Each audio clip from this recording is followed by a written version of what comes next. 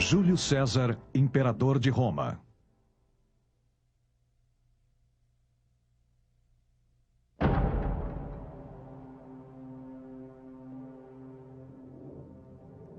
Ele era um forasteiro, um provinciano espanhol, e se tornou um dos imperadores mais importantes de Roma.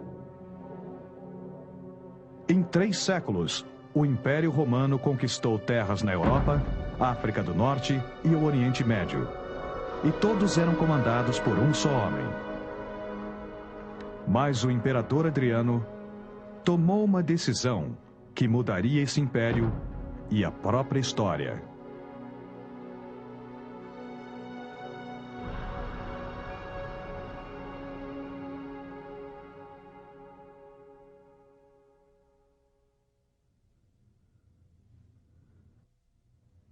Ele provocava gargalhadas com seu sotaque provinciano. Histórias augustinas.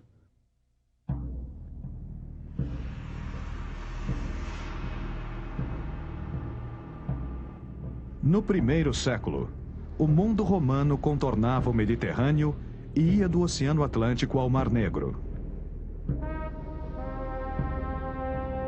Dentro de suas fronteiras, havia mais de 4.000 cidades, fazendo com que a civilização romana estivesse por toda parte do império.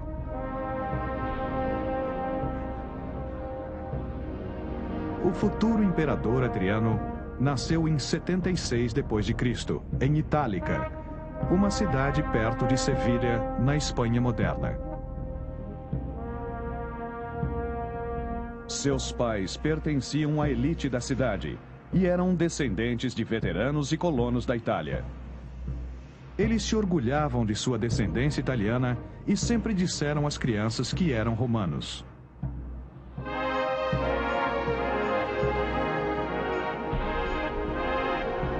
Quando Adriano tinha 9 anos, seu pai morreu. A responsabilidade de criá-lo foi dada a seu primo Trajano, um oficial do exército muito importante, prestes a receber seu próprio comando. Quando Trajano recebeu ordens para viajar para a capital imperial, o jovem Adriano foi com ele. Roma no primeiro século era muito impressionante. Os prédios eram magníficos, tinham uma enorme história e tradição. E visto da província, devia ser muito emocionante. Roma era a melhor cidade do mundo ocidental. E foi lá que Adriano foi educado. Ele aprendeu sobre os grandes homens do passado de Roma. Homens como o ditador republicano Júlio César. E os imperadores seguintes que adotaram seu nome. Adriano foi educado em Roma por 5 anos e eu acho que foi daí que veio seu amor à arte e literatura. E ele via todos os outros provincianos que iam para Roma, a capital do mundo. Mas depois de 5 anos, ele retorna à Itálica e resolve investir em seus outros interesses, como caçar e outros esportes. Então, é uma mistura da alta cultura de um mundo metropolitano com o treinamento militar duro de um mundo provinciano. Aos 18 anos, Adriano retornou a Roma para iniciar uma carreira na administração imperial. Ele era alto e elegante. O cabelo era encaracolado, ele tinha uma grande barba que escondia as imperfeições do rosto. Histórias augustinas. Em poucos anos, incorporou-se ao exército romano como oficial da 2ª Legião ao sul do rio Danúbio. Lá, ele provou ser corajoso e talentoso. Adriano foi promovido e o mandaram lutar com a 5ª Legião nas instáveis províncias dos Balcãs. Em setembro de 96 d.C., um mensageiro chegou ao campo legionário para avisar que o imperador Dominício fora assassinado. Havia sido esfaqueado até a morte num plano organizado por sua esposa e por alguns membros do Senado. Um senador mais velho, Nerva, tomou seu lugar. Os membros da legião não gostaram da notícia. Dominício era popular entre o exército. Ele os tinha visitado, fez campanha com eles e aumentou seus salários. Nerva sabia que ele precisava do apoio dos militares e tentou aliar-se com o poderoso comandante da região do Reno. O nome do comandante era Trajano, primo de Adriano da Itálica, que se tornara co-imperador de Roma.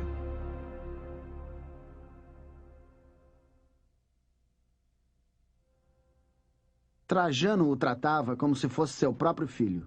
Histórias Augustinas. Depois de 2 anos, Nerva morreu, e o hispânico Trajano assumiu o império.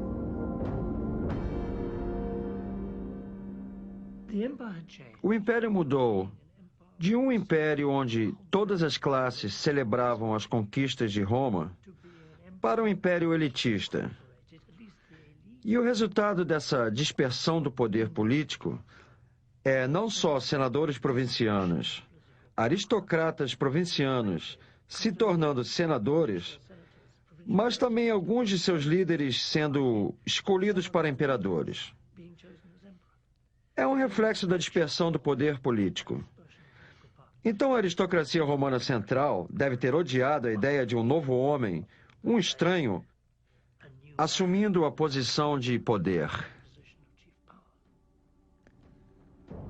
A aristocracia não tinha poder para impedir a nomeação de Trajano. Mesmo antes de deixar o Reno, já estavam em seu quartel pedindo favores. Adriano era um forasteiro, mas agora era levado para o círculo do poder imperial por laços familiares. Ele concentrou sua atenção na esposa de Trajano, Plotina, que adorava esse belo e jovem oficial. Eu acho que a chave para entender o porquê de Plotina adotar Adriano é o fato dela não ter filhos com Trajano. Eu acho que para Plotina, Adriano é o filho que ela nunca teve. E isso não só aumentou a família de Trajano, como o crescente grupo da máfia espanhola em Roma. Em pouco tempo, Plotina fez planos para que Adriano, aos 24 anos, se casasse com uma de suas jovens parentes, Sabina. Trajano precisava colocar seus colaboradores fiéis no Senado, alguns deles amigos hispânicos. O Senado nomeava os comandantes e administradores de Roma.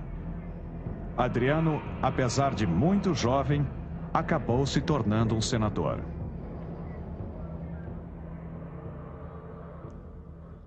Quando Adriano entrou no Senado, ele viu vários provincianos que, assim como ele e Trajano, vieram para Roma e se estabeleceram.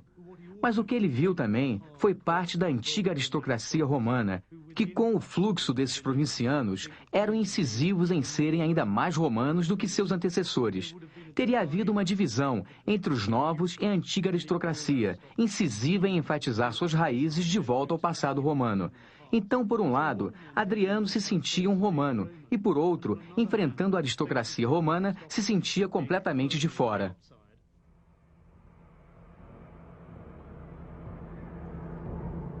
Ele leu um discurso do imperador no Senado e provocou gargalhadas com seu sotaque provinciano.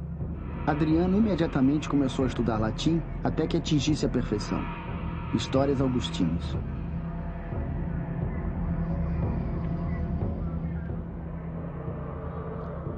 A popularidade de Trajano veio com seu sucesso militar.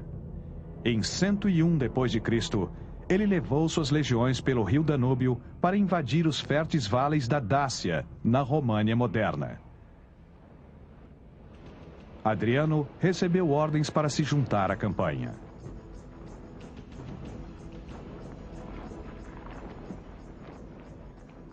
A campanha da Dácia foi muito importante e acho que deu a Adriano uma sensação de mais contato e proximidade com o exército, coisa que ele manteve quando se tornou imperador.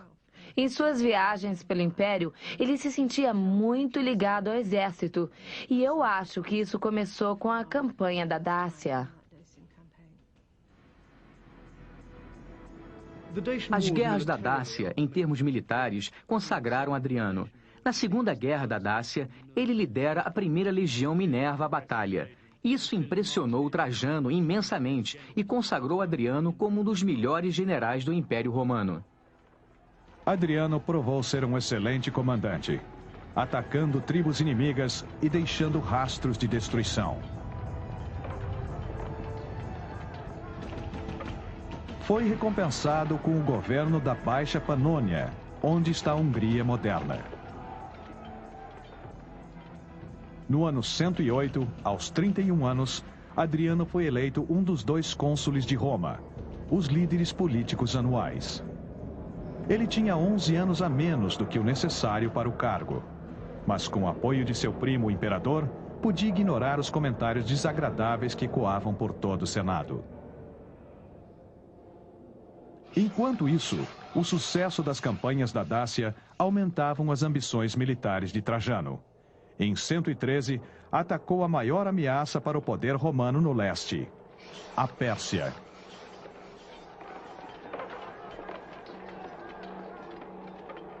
Com um grande exército, Trajano triunfou mais uma vez, conquistando vários territórios. Pela primeira vez, os soldados romanos banharam-se no Golfo Pérsico. Adriano, mais uma vez, compartilhava deste sucesso. A ele foi dado o governo de todo o Império do Leste, com base própria de poder na cidade de Antioquia.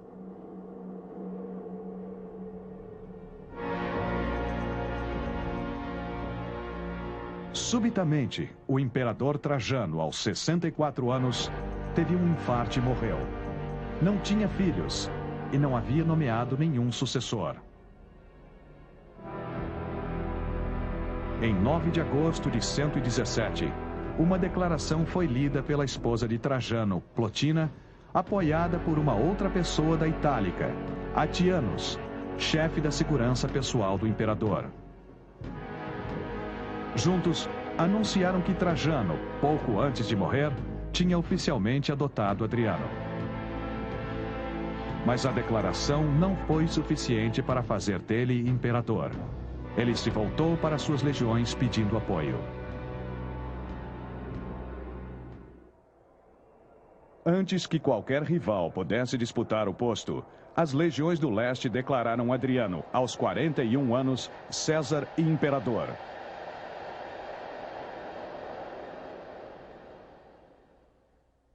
Ele dizia que não havia nada sobre guerra ou paz que ele não soubesse. Cássio. Como imperador, Adriano governou todas as terras que cercavam o Mediterrâneo. As responsabilidades eram enormes. É muito fácil para nós imaginarmos que um governo tenha um plano do que será realizado no seu mandato. Mas eu não acho que eles pensavam assim. Eu acho que eles achavam que a função do governo era essencialmente assegurar a paz, defender as fronteiras, ter um sistema justo de justiça e dar às pessoas as necessidades e condições básicas da vida. E não ficar mudando a toda hora e inventando novas regras e papéis ou novos planos de mudança. Eu não acho que ele teria dito: quando eu morrer, eles vão dizer que eu fiz A, B ou C. Eu acho que ele teria dito: quando eu morrer, vão dizer que eu fui um grande imperador.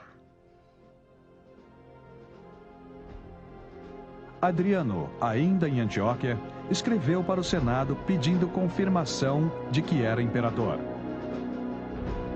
Prometeu respeitar os privilégios dos senadores e nunca mandar matar nenhum. O Senado o confirmou, sabendo que as poderosas legiões do leste já o haviam escolhido. Logo após, Adriano surpreendeu a todos com uma decisão significativa e surpreendente. O império não deveria se expandir mais.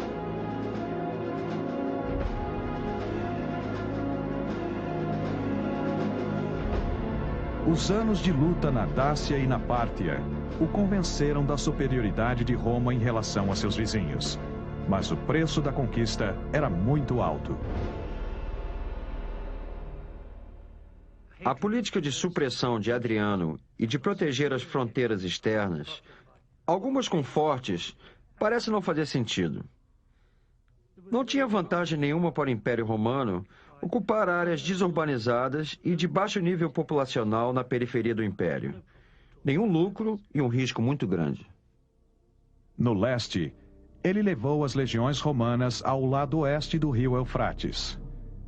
Ele recentemente havia conquistado províncias no leste que foram deixadas nas mãos dos reis locais e que atuariam como zona de segurança com as fronteiras instáveis. Acima do Danúbio, a Dácia continuaria fazendo parte do território romano, enquanto milhares de colonos se mudavam para as férteis terras. Mas por questão de segurança, a única ponte que havia sobre o rio foi queimada. Os senadores achavam que a conquista era o caminho para a riqueza e a glória. Muitos acreditavam que tinham mais direito ao trono do que o hispânico que havia sido eleito por soldados a quilômetros de Roma. Foi planejado um golpe para destroná-lo. Atianos, o chefe da guarda petrônica, descobriu o golpe e agiu. Mandou prender 4 senadores e os mandou matar rapidamente. Não há dúvidas de que Adriano sabia o plano para assassinar os 4 senadores. É cruel, mas é uma boa política. O que um bom imperador tem que fazer no início do seu reinado é eliminar a oposição. E Adriano o fez com habilidade. Não é escrupuloso, mas assegura o seu poder. O Senado estava dominado. Adriano então voltou a Roma com sua esposa e mudou-se para o vasto palácio imperial com vista para os círculos máximos. Centenas de serventes, escravos e oficiais estavam à sua disposição.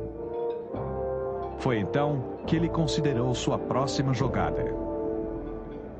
Adriano era o 14º imperador, e se esperava que com as eleições houvessem medidas populares extravagantes. Adriano resolveu ganhar apoio popular com um gesto espetacular. No fórum, fez uma enorme fogueira onde queimou todos os impostos não pagos e dívidas ao tesouro.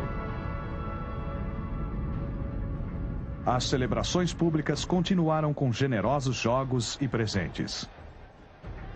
Em Roma, além de entretenimento popular e extravagâncias sem limite, ele presenteou o povo com especiarias em homenagem à sua sogra. E em homenagem a Trajano, ele mandou botar essências de bálsamo e açafrão nas cadeiras do teatro. Histórias augustinas. Roma estava em paz, mas as preocupações de Adriano iam muito além das fronteiras da cidade.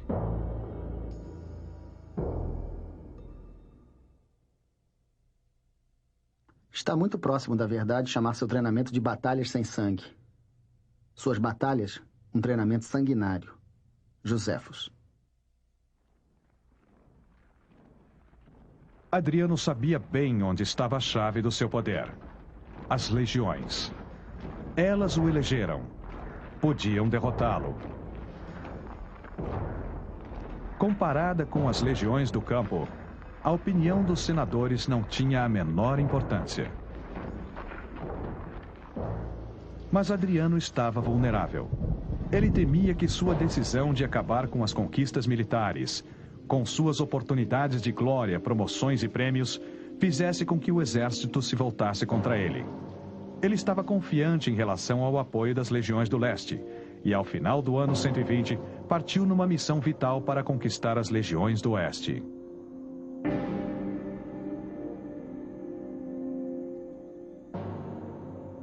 Adriano cruzou os Alpes até os campos legionários do Reno, fronteira-chave com as tribos germânicas.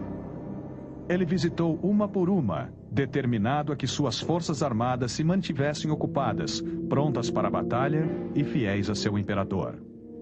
Eu acho que Adriano sabia que Trajano foi um imperador muito popular entre os soldados. Quer dizer, ele não só os envolveu em campanhas maravilhosas, mas ele fez questão de liderá-los pessoalmente, apesar de já estar com uma certa idade. Adriano era um homem grande e forte. Ele tinha um tipo físico Franco I ou Henrique VIII. Ele era um excelente caçador e foi por questões políticas que ele resolveu que expandir não era o caminho. Então eu acho que ele quis compensar isso participando das manobras militares, mostrando às tropas que eles ainda eram tremendamente importantes.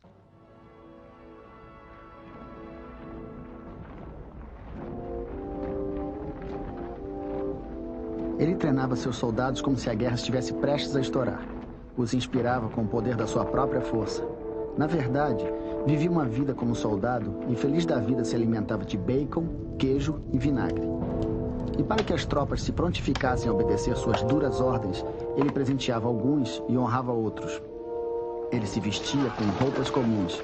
Não usava ouro no cinto da sua espada ou joias. Visitava soldados doentes, abandonou o luxo, melhorou a qualidade das armas e o equipamento dos soldados e fez questão de ter conhecimento profundo das lojas militares. Histórias Augustinas.